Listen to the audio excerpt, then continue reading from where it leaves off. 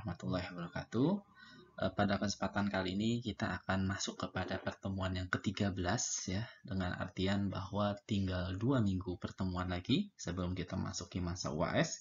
Dan topik yang kita akan bahas pada hari ini adalah mengenai monopoli.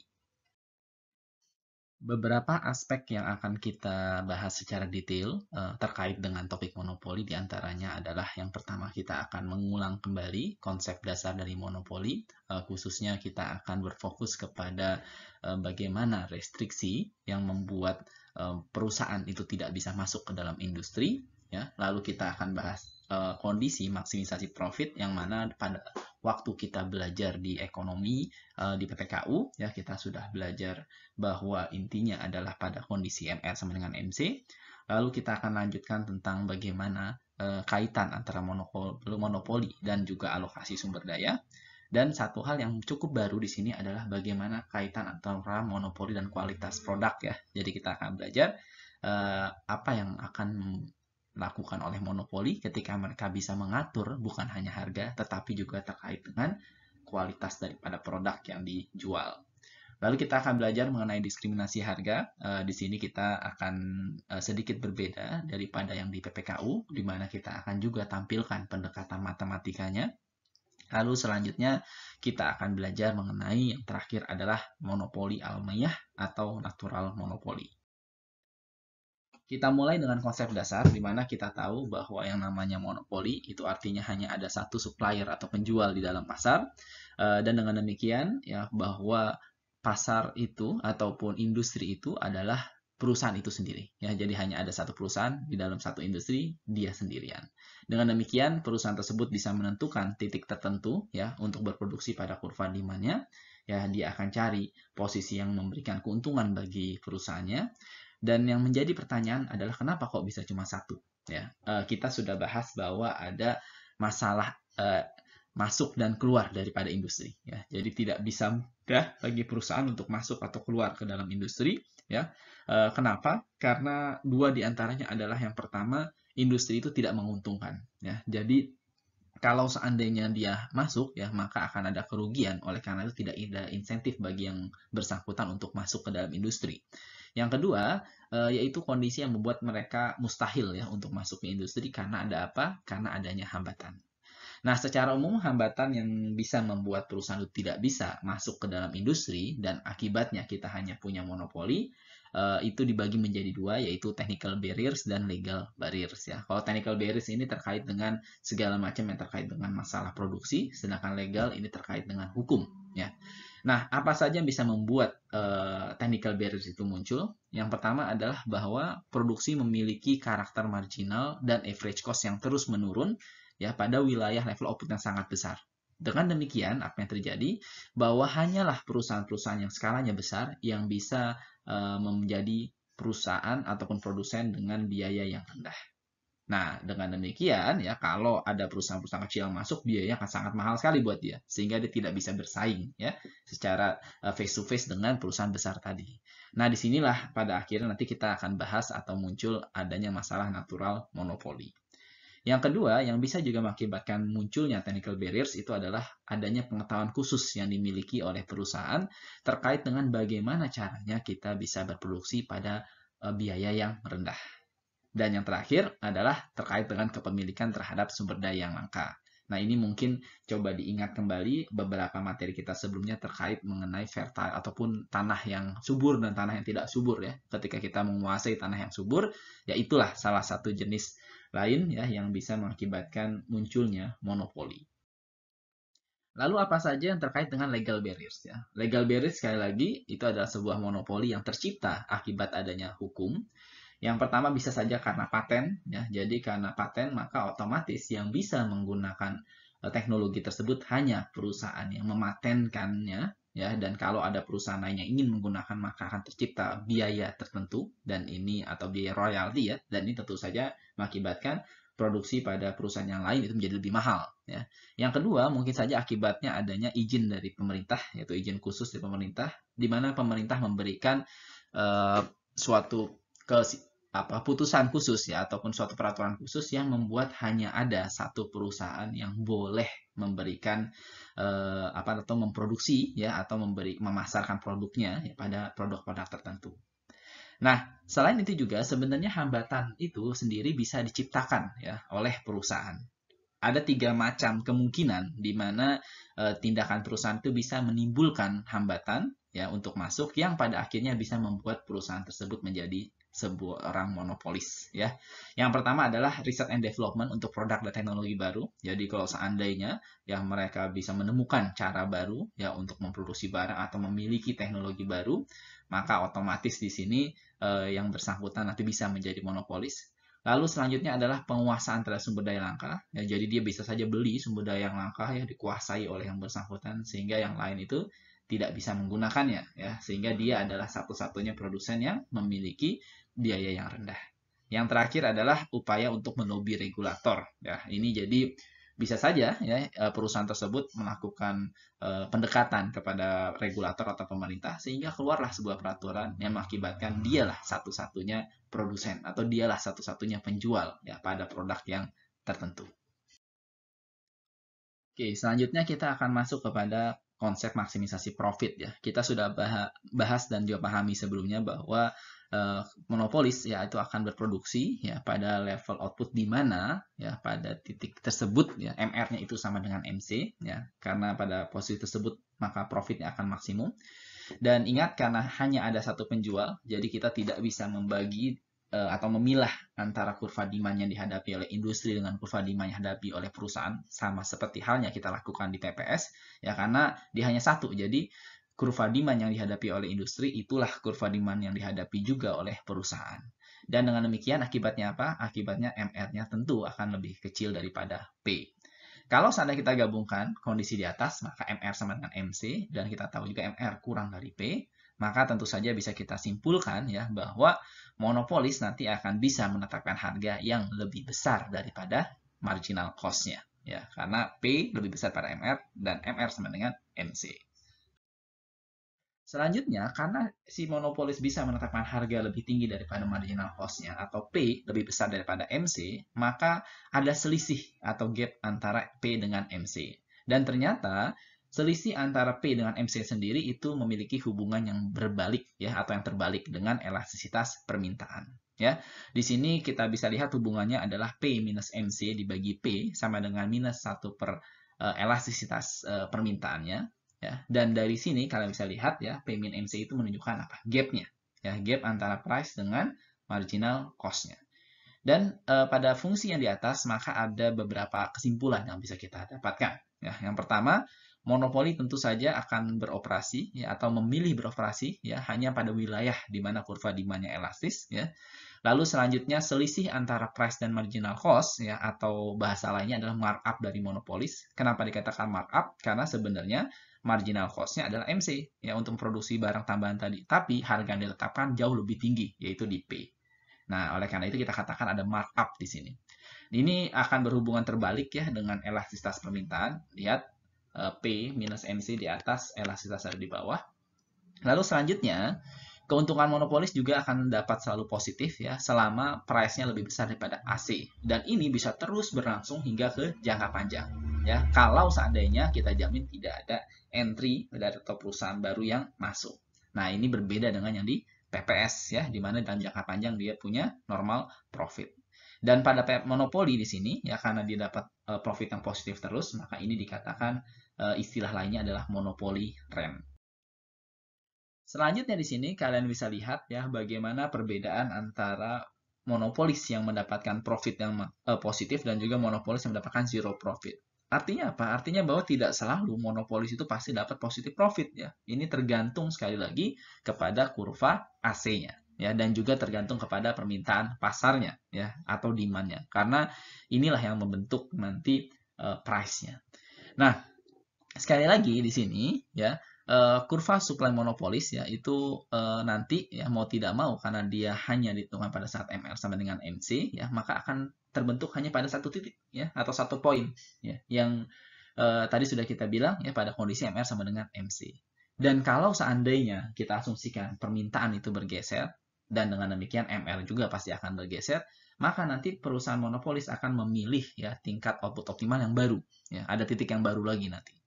Nah, pada kondisi demikian hanya karena dikarenakan memang tadi hanya ada satu titik saja, ya, maka otomatis ya di sini bisa kita simpulkan bahwa kalau pada monopolis ya dia tidak akan memiliki kurva penawaran. Dan ini beda sekali dengan yang kita bahas pada konsep PPS ya, di mana kita bilang pada PPS itu kurva penawarannya sama dengan atau sejalan dengan marginal cost-nya. Nah, selanjutnya, kita akan coba ulas sedikit tentang kaitan antara monopoli dengan alokasi sumber daya. Ya, kita tahu di sini ya kita bisa membandingkan PPS dengan monopoli ya. Kalau seandainya kondisi pasar yang dihadapi seperti yang ada di slide ya, kita punya di situ ada kurva permintaan demand atau D ya, lalu kita punya marginal cost-nya sama dengan AC, yaitu kita asumsikan konstan ya. Maka dengan demikian ya, kalau seandainya kita bicara asumsinya adalah PPS, maka harga yang terbentuk adalah di P PPS dan kuantitas terbentuk di Q PPS. Sementara itu, kalau seandainya pasar ini hanya di-serve atau hanya dilayani oleh satu penjual atau terdapat monopoli, maka di sini kuantitas yang terbentuk ada di QM dan harga yang terbentuk di PM. Oke. Nah, di sini kalian bisa lihat bahwa akibat adanya monopoli ya, dan ini sudah kita bahas sebelumnya ya, maka consumer surplusnya atau surplus konsumennya itu akan mengalami penurunan ya, akan hilang di situ. Dan selanjutnya ya pada sisi lain di produsen surplusnya justru akan mengalami peningkatan.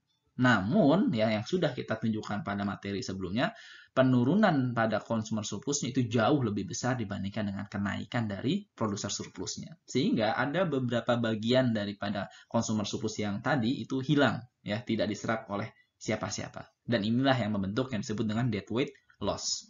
Nah, sekarang kita misalkan seandainya monopolis memiliki MC dan AC konstan yang tadi sudah kita sebut ya, dan demand-nya memiliki elastisitas yang juga konstan ya. Di sini kita asumsikan Q sama dengan PE.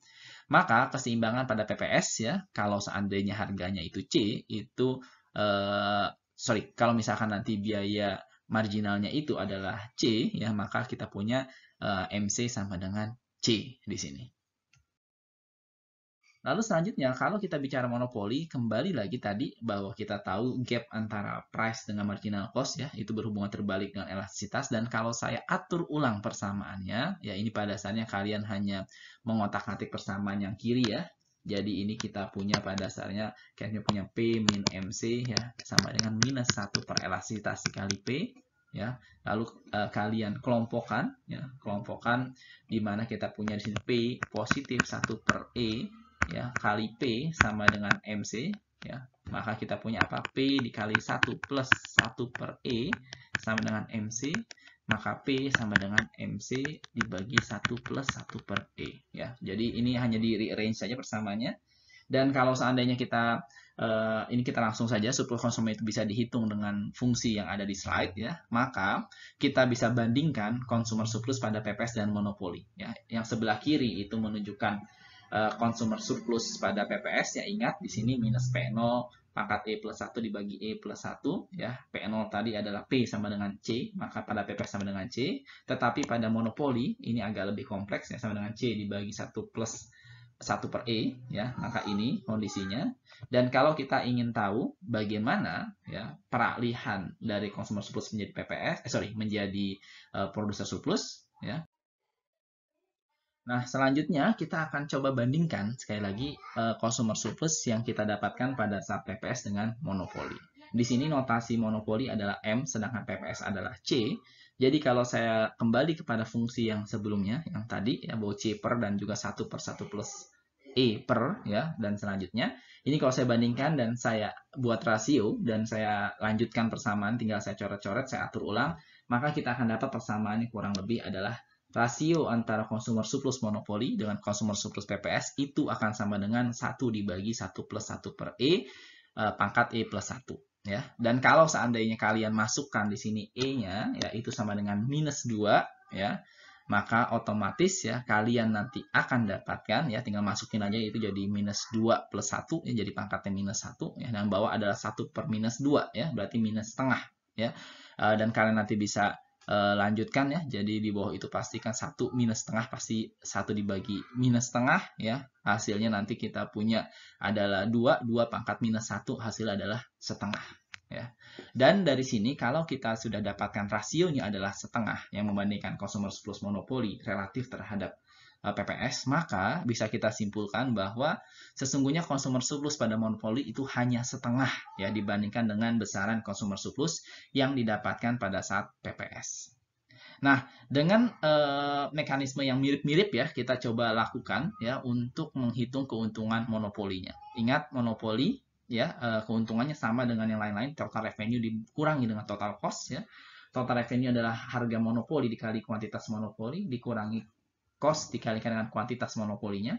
Kalau saya masukkan fungsi price monopoli ya yang kita punya di atas ya yang di slide sebelumnya ya, sebenarnya ada juga di sini yang kita bisa lihat, maka di sini kita akan dapatkan adalah C per 1 plus 1 per E ya minus C dikali QM ya. Kenapa? Karena di sini yang pertama ini mencerminkan PM ya, yang kedua ini mencerminkan adalah C-nya ya, karena sama-sama PM jadi dibawa keluar. Kalau saya atur ulang persamaannya, maka kurang lebih akan dapat persamaannya seperti yang ada di slide ini yang cukup panjang ya. Dan selanjutnya, kalau seandainya saya bandingkan keuntungan monopolis ya dengan consumer surplus pada PPS, untuk apa? Untuk melihat seberapa besar transfer surplus yang mengalir dari konsumen ke produsen ya. Tadi kita bilang bahwa ada yang sebagian ke produsen, ada sebagian yang hilang menjadi DWL. Dan kita bisa lihat di sini ya. Jadi kalian bisa lihat bahwa rasio antara keuntungan atau profit dari monopolis dengan consumer surplus PPS itu ternyata adalah E dibagi 1 per E pangkat E ya.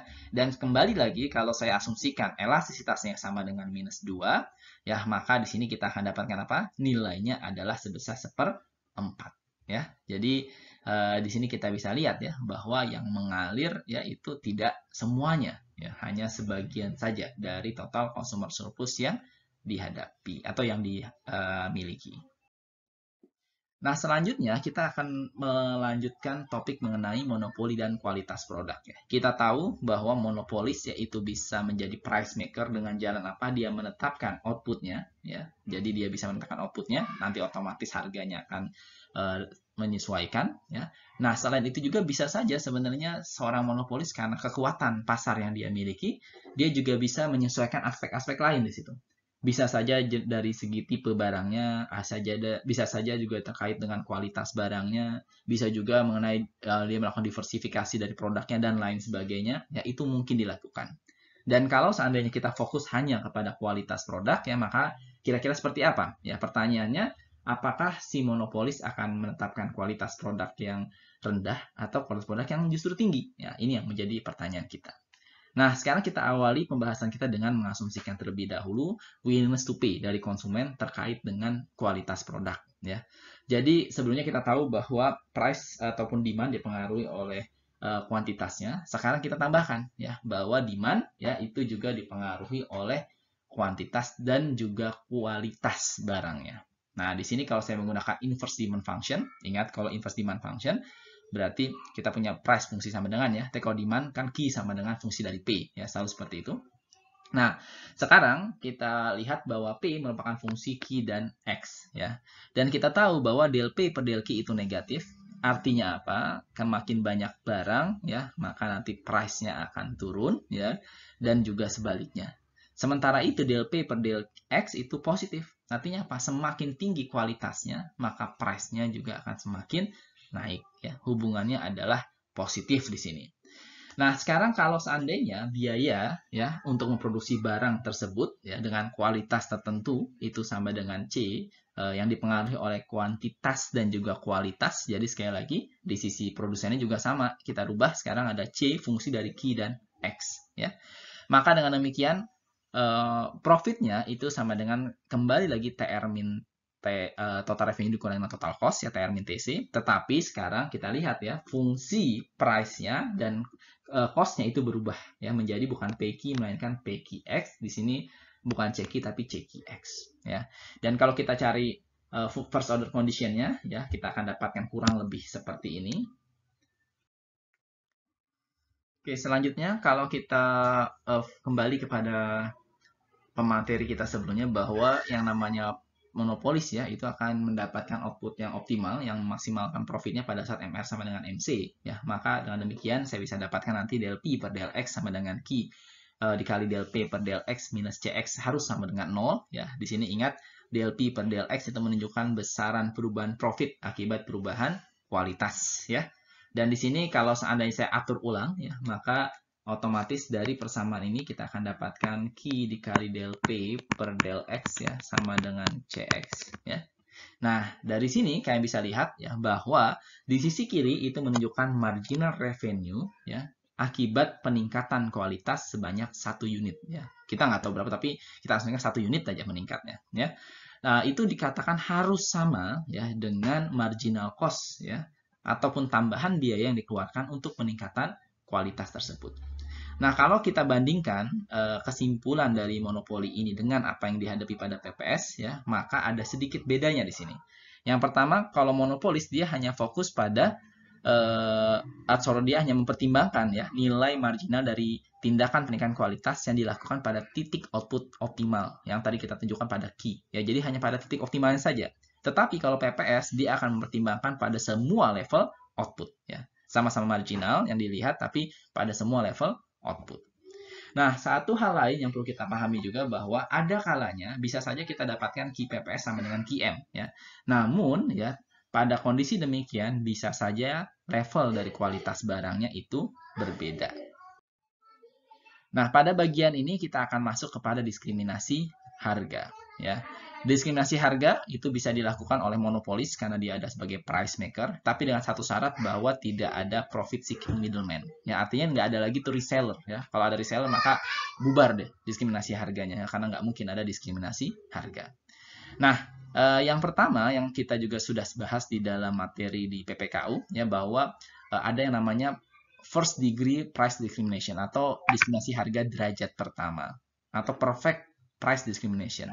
Hal ini bisa dilakukan hanya jika dan hanya jika ya monopolis itu bisa memisahkan ya secara sempurna ya setiap konsumen berdasarkan willingness to pay-nya. Ya, jadi bisa dipisah si A dia WTP-nya berapa, si B berapa, si C berapa dan seterusnya. Sehingga nanti harga yang ditetapkan oleh masing-masing konsumen itu akan beda-beda. Nah, pada kondisi demikian kita juga sudah bahas pada PPKU, maka kita dalam hal ini produsen ya akan mendapatkan semua konsumer surplusnya dan kita tidak memiliki DWL. Nah, cara lain yang mungkin bisa dilakukan adalah kalau seandainya mengumpulkan informasi WTP dari setiap orang itu sulit ya dan memang sulit ya, maka bisa juga kita menggunakan pemisahan pasar atau market separation. Ya, jadi pada dasarnya kita akan atau monopolis akan menerapkan kebijakan harga ya yang berbeda pada pasar yang berbeda. Ini yang kita kenal juga dengan namanya third degree price discrimination. Nah, pada kondisi demikian, monopolis dia tidak membutuhkan WTP dari setiap orang, tetapi dia membutuhkan elastisitas permintaan dari masing-masing pasar. Nah, kalau seandainya kita tahu bahwa marginal cost ya untuk semua pasar itu sama, ya jadi karena kita asumsikan sini monopolis ya punya hanya satu orang aja ya, satu produsen aja ya, maka biaya marginal cost-nya itu akan sama ya, untuk mendapatkan satu tambahan barang ya dan dilepas di pasar yang berbeda itu tidak ada masalah. Maka otomatis ya dengan konsep yang kita sudah bahas sebelumnya MC sama dengan P yang dikali dengan 1 plus 1 per elastisitas ya. Jadi ini sudah kita lihat di slide sebelumnya. Pada pasar I sama pasar D itu harus sama. Dan kalau saya atur ulang, di mana PJ saya pindahkan ke kiri, ini saya pindahkan ke kanan, ya maka PI per PJ sama dengan 1 plus 1 per EJ dibagi dengan 1 plus 1 per EI. Dengan kata lain di sini bisa kita lihat ya bahwa rasio harga antara pasar I dengan pasar J ya itu ditentukan oleh elastisitasnya. Ya, dan bisa kita simpulkan bahwa harga akan cenderung lebih tinggi pada pasar yang elastisitas permintaannya itu kurang elastis. Nah, sebelumnya kita juga sudah sempat ya membahas mengenai diskriminasi harga derajat 3 ini dengan menggunakan pendekatan grafis yang selalu kita gunakan di PPKU. Ya, kalian bisa lihat di sini ya. Kondisinya adalah elastisitas permintaan pada pasar 1 lebih kecil ya dibandingkan elastisitas pada pasar 2 ya.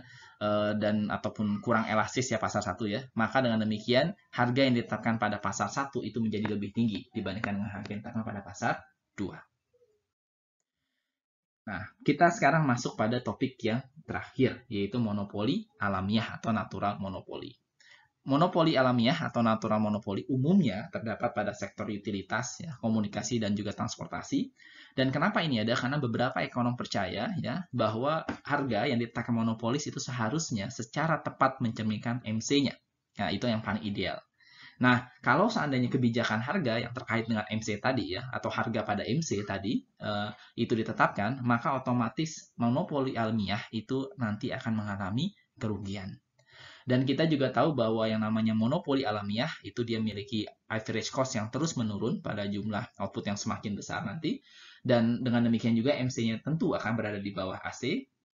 Dan secara grafis ya bisa kita lihat di sini bagian monopoli alamiah ya, dan kita lihat demand-nya D, AC-nya AC, MC-nya adalah MC. Dan di sini diasumsikan ya, pemerintah memaksa monopolis ini untuk menetapkan harga pada P2 ya.